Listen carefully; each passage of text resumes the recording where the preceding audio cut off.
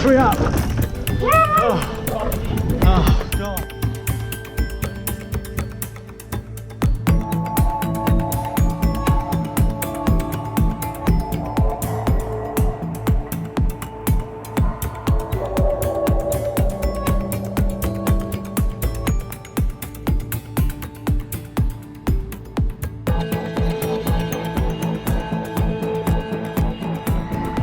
Alright Jonah, I've travelled all the way to Tasmania to be on the scene of your momentous swordfish catcher. You've been kind enough to give me some of the footage from that day, and I thought to do it justice, I've got to come out on the boat here and see what it's all about. So, to fill in some of the blanks we might have about that day, the weather, is this weather comparable to what you had that day? No, well, it was a bit different in that, I mean, at the moment we've got a big easterly swell, 2 metre easterly swell.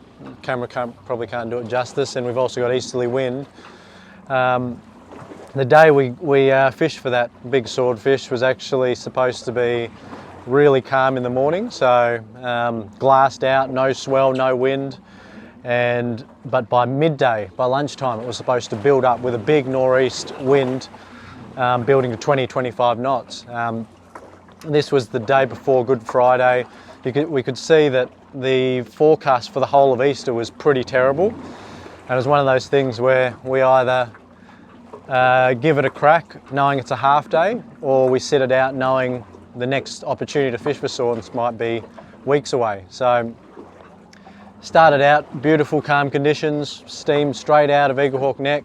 We're actually probably only, I'd say, a kilometre from the actual mark, and yeah, beautiful conditions, flat calm. I think we did the first and second drop without a bite, and we thought, oh well, all goes to plan, we can get a bite in the next drop while it's still calm and fight it for an hour or so, land it and be back in before the weather. But you know, things like that never seem to work out, and I think it was on the third drop, things were starting to build, the weather was starting to build up a bit, but of course we got our bite, gave it a bit of time, it got the bait, we came up tight, and we thought, oh, this is great, we're hooked up. But at the same time, we could feel the weather was changing, the weather was building, but yeah, we were now locked into battle.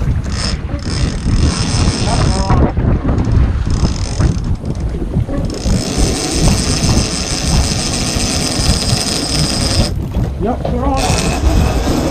Yep, we're tight. Yeah.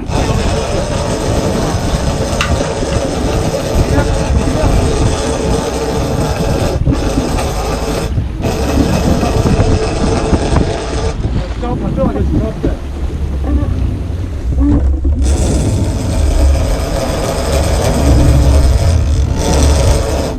I feel like it's dropped it.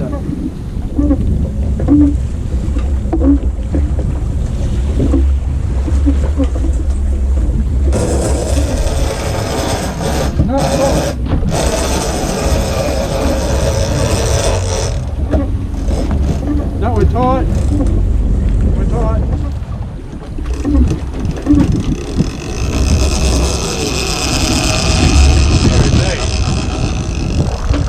There's a bit of weight on there.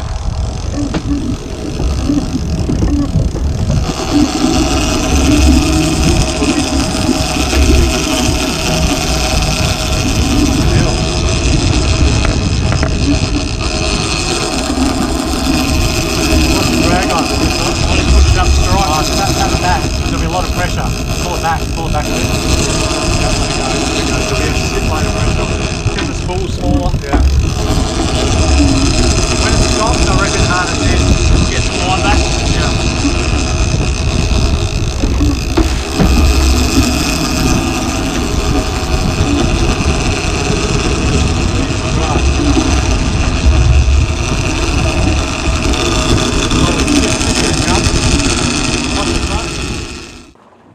As you know, with swords, you never really know what you've hooked up.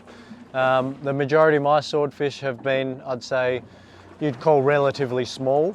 You know, they range from anywhere from 70 kilos, I think is probably the smallest one, to quite a few around the 100 mark, a few around 130, 140, maybe one at 150, but generally quite small for Tasmanian standards, where you know, getting fish around the 200 mark is fairly common. So fight times can vary for an hour or two, but we've been lucky. I've gotten a few in around the hour. So started the fight thinking, okay, this is all right. We just got to go hard and hopefully finish the fight soonish. I'd go onto the button, Storm. Hey? Go onto the button. Yeah, on it. Just over it or on it? Just over it. You got a fair bit of mono now? Oh, you did. After the first hour, things were still about the same. The fish was charging around, very active fish, huge runs along the surface. You'll probably see from some of the GoPro footage, even halfway up before we'd had the sword come up. Usually they race from the bottom to the surface, but I think this got to about 300 metres and then dumped about 200 metres mid-water. So something we're not really familiar with. Usually they come right up, you get your top shot back on, then this fight starts as they drop back down. But yeah, this one certainly fought a bit different. And all the while, you know, we're getting to 10, 11 o'clock, an hour later, and the weather's just getting worse and worse. You know, the wind's coming from the northeast direction, and it's just getting very uncomfortable and sloppy. So I was getting more and more worried. I had a boating incident probably about a year ago, and since then I've never been quite the same, where, you know, I've previously I thought I can go out and just about anything, especially with my trusty gunshot, Coodercraft gunshot, but I started getting more and more on edge as the weather worsened. It was short, sharp and quite sloppy. Storm, my mate on the rod, luckily he's a very experienced angler, and you know, despite the conditions, he could stand up properly running heavy drag without me even having to touch him or stabilise him. Because by the end of it, we were pitching and rolling that far that I think anyone else inexperienced on the rod wouldn't even be able to stand. They'd be pretty much trying to brace themselves and not actually putting the work in to wind the fish in. So yeah, probably about an hour and a half, 2 hours in, I was getting more and more nervous. I was telling Storm to increase the drag, which he did, to his credit, and we just kept putting the hurt on it more and more. And yeah, luckily the fish sort of, for this particular fish, seemed to respond okay to it. I mean, it's still stuck at that classic swordfish behaviour where it sort of sits at a particular depth, but we just increased the drag, kept moving around, and it did keep coming up and down with us. So that helped us out. And yeah, I think as the weather got worse and worse, I think we ended up going pretty close to sunset, not quite sunset, but close to sunset, I'd say. So maybe 14 to 15 kilos of drag. And the swordfish was still racing around everywhere. I don't think it actually properly jumped, but in the distance we did see its bill come out and it waved around, and you know, we were fairly sure we'd hooked onto the right fish. Obviously those first hour, you can never really call it until you see it. You know, I've never, despite how they fight, you just don't know. Fishing at those depths, I think we'd dropped the bait down to about 480, 500. So you know, it could have been a shark, it could have been a tuna, could have been anything. But yeah, it's just that relief when you see that bill that you know you've got the right thing on. And I guess probably the final stages of the fight is where it sort of gets the most exciting. We had a lot of drag on. Got to the point where I said to Storm, when I see that leader, I'm going to grab it and take wraps. And if it goes, it goes. I actually got to the point where I was that uncomfortable that I was prepared that if it busts, it busts off. So we got one shot at it. It came up.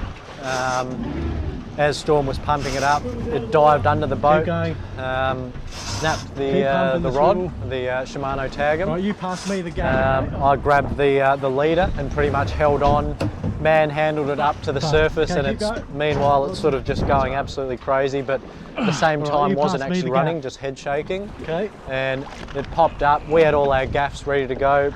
Yep. Storm took the first gaff shot, that sunk in well, and then I got the second shot in, I think, from memory. No, I held that first gaff shot, then Storm reached for the second one, and then we were able to quickly get a tail rope around, secure it, and at that point we still weren't quite aware of how big it was. I knew it was bigger than any other swordfish I'd caught, but yeah, I mean, at the time it was just solid, like a tree trunk almost. And yeah, so we got the tail rope on, and then the next battle was trying to get it into the boat. So we did, I think we might have had a half-hearted try and knew there was no way that it was coming on board with just the two of us. I was still quite on edge because the weather was horrible. I was worried it would tip the boat over, and I didn't even know if we'd actually be able to pull it in at the time. But luckily we had our other mate who's equally as keen as us, so he was actually sword fishing from his jet ski about a kilometre south of us. So we called him over. He came over, and once we realised we couldn't get in with the two of us, he jumped on board, and we tried to tie the jet ski off while he was on board, but it was bashing against the boat, so he had to basically push it away. It drifted off. We knew that, I was fairly certain it wouldn't drift off too far, and he jumped on board, and with the three of us, we somehow just managed to pull it up right over in this corner here. And the best thing about these gunshots is, even though it's a small boat, I mean, it's essentially a 5.5 metre boat, but because of its deep V feature, it can tip quite well. And it sort of laid back a little bit, and it wasn't too hard. Surprisingly, you know, we had probably took us a minute or two, and you'll see us all struggling and pulling it. We sort of did it bit by bit. Had to readjust the gaffs a little bit, but it did slide in quite well. Half of the body was still sticking up in the air, and once it was in that spot, we couldn't move it, but we got it in, which is probably the other reason why we didn't realise how big it was, because we thought, oh well, the three of us got it in relatively easily. You hear of a lot of other boats which struggle to get much smaller fish in, given their setups. Either they're a lot more stable, they have a lot more freeboard, but yeah, we got it in fairly easily. And then it was the big run back in with this huge weight on one side and getting pummeled by 20 knots of nor'easterly all the way in. So we really couldn't celebrate, or I couldn't celebrate, until we came right into the bay, came around the corner, looked around and seen this enormous swordfish just sitting in the corner of the boat. And then she was all back slaps, hugs and high fives, and yeah, it really sunk in how incredible this fish was. So what we're filming this after the fact, but it's actually worked out that the sea is also crap today. But so we're not sword fishing right now, by the way, and we're filming some bottom fishing, hopefully getting some tasty morsels off the bottom, which will be in a separate episode. But what we're doing now is quite similar to really what you're doing when you're sword fishing. So right now we've got an electric rod down, but when you're sword fishing, you're using a manual Tiagra overhead, Jonah? Yeah, generally. I guess in the Australian fishery, that's the best way of doing it. I've actually got a big reel, a big electric reel, which can also you can also swordfish off, which I've caught a swordfish on. But it is more fun doing it with a standard overhead setup, and you know, we don't get the big tides and issues that they have over in Florida, where you know you need to use heavy weights just to get the bait down, and the heavy weight stays on till you take it off. So I mean, they've got their reason why they use their electrics. So it really isn't that necessary here. It's just I do it every so often if I feel a bit lazier or need a bit of a break, but it's a lot more fun and engaging, and you get a lot more out of doing it by hand, for sure. And the way that we're basically fishing now, where we're backing into a sea, keeping on top of the bait, so we've got it as vertical as possible. Yeah. It basically is similar to the way that you'd be sword fishing. Yeah, exactly right. The only difference is you'll get the bites on the electric reel are generally from smaller fish, anywhere from you know, a 2 or 3 kilo blue grenadier to a 12, 15 kilo blue-eye trevally or blue nose, but those bites really aren't that dissimilar to what you'd see on a swordfish. So if you had a swordfish bait out and you saw the same sort of bites, you'd be getting pretty excited. I just want to maybe, if you can put into perspective the size of the boat and the size of the fish, because we haven't actually mentioned yet what the fish weighed. Yeah. So the boat's a Coodercraft Gunshot, which is a relatively smaller boat for an offshore boat. It's 5.5 metres or 18 foot. I guess the main thing with this is it's extremely capable. So it's a lot of times they're built to survey standards, built for abalone divers and people who are going to put big weights, big amounts of abalone and gear in the boat, head offshore, and they can still get in and out fairly quickly, generally through rough conditions, barways and big seas. So although it's only 5.5 metres, I mean this has got a 225 horse V6 motor on it, a Mercury, which powers it quite well. And yeah, it's very capable. It's sort of capable in comparison to a lot of 6 metre and 6.5 metre boats, I guess you'd say. It can pretty much go anywhere they can go, this boat can go. But size-wise, it's still a small boat. So when you compare it to the actual swordfish that we caught, which was 289 kilos, I think the total length was maybe from the bill, the fork and the tail was maybe, I think it was between 4 and 5 metres from memory. It pretty much took up the whole deck of the boat. There's not much standing room left, and as it is, this boat is generally suited to fish probably 2 people. 3 people's okay, but it's more of a 2-person boat. We had 2 people on board, which was okay, but yeah, when you've got that, an esky, your gear, and almost 300 kilos of swordfish, it's pretty much that's it. You've got nowhere else to move or walk. So yeah, it's quite a funny sight turning around and seeing this thing just sitting here. And I guess it's a testament to these boats as well, because a lot of other smaller boats, if they're not set up the way these are, you either struggle to get it in, or if you do get it in, the boat will then feel quite unsafe travelling back into your port, especially in testing conditions, which this didn't. I mean, you'd feel it list, but it was still very safe and still comfortable. And you've got trim tabs which can equalise the boat. You go easy and yeah, more than comfortable. It was probably, the boat can generally handle a lot more than what the angler thinks. I think the limitation is the angler's ability and the angler's mental state of how well they can handle a sea. Yep. So I guess what I'm sort of getting at a little bit is like where we are right now. We're off the southeast coast of Tasmania. It's about as wild and as exposed as it gets. So to the south of us is basically Antarctica. There's a massive fetch of water where large swells roll through. The weather can be horrendous.